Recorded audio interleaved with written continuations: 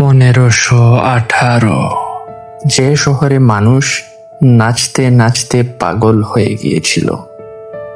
ভাবুন তো, একদিন আপনি রাস্তায় হাঁটছেন, হঠাৎ দেখলেন একজন মানুষ অদ্ভুতভাবে নাচছে।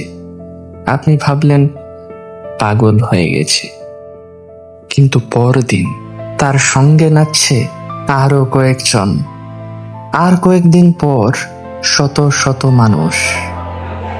কেউ তাদের নাচতে বলেনি, কেউ গানও বাজাচ্ছিল না, তবুও তারা নাচছিল ঘন্টার পর ঘন্টা, দিনের পর দিন।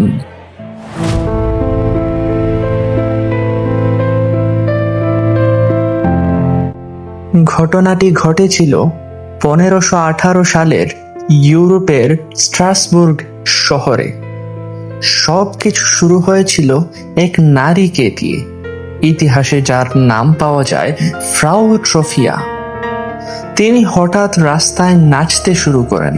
কয়েকদিন পর তার সঙ্গে যোগ দেয় আরো মানুষ, আর অল্প সময়ের মধ্যেই শহরের মানুষ এই অদ্ভুত নাচের মধ্যে জড়িয়ে পড়ে।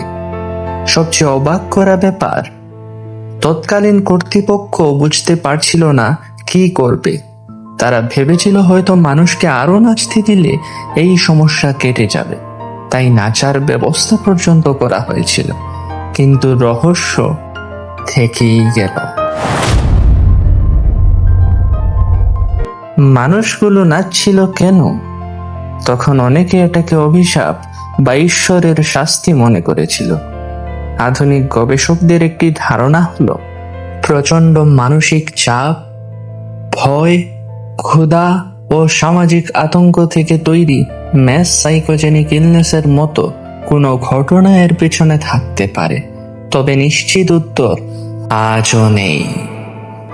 আর এখানেই ঘটনাটার সবচেয়ে অদ্ভুত দিক। 500 বছর আগে কোনো সোশ্যাল মিডিয়া ছিল না, তবু একজনের অস্বাভাবিক আচরণ ছড়িয়ে পড়েছিল পুরো শহরে।